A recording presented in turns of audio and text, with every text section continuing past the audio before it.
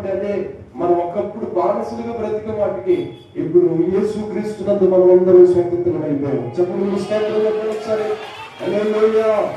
యేసు రక్తాన్ని తగినంగా ప్రోత్సహించడం, మనం పాటలు పాడుతూ గృహంలో ప్రవేశిస్తే చాలు, ప్రార్థన చేస్తే చాలు, ఏమంటే వివాహ కార్యక్రమాలైనా తండ్రి కుమార పరిశుద్ధాత్మనామములు ఏది చేసినా దేవుడు అద్భుతకరంగా మారుస్తాడు.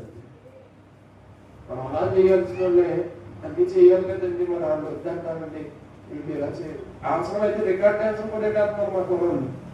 డాన్స్ పెళ్లి కూతురు డాన్స్, పెళ్లి కొడుకు డాన్స్. అసలు మీరు పెళ్లి కూతురు అనుకుంటున్నారా, పెళ్లి కొడుకు అనుకుంటున్నారా, అసలు లేకపోతే అక్కడక్కడ డాన్స్ చేసే బ్యాచ్ అనుకుంటున్నారు? నాకు ఏమర్థం కాదు. డాన్స్ ఇది ఫ్యాషన్ అయిపోయింది. చూసారో లేదు మీరు? ఇది ఫ్యాషన్ అయిపోయింది. ఒకప్పుడు పెళ్లి కూతురు అంటే తల దించుకుని పెళ్ళి అయినా కానీ అలా ఎత్తేవాళ్ళు కాదు. ఇప్పుడు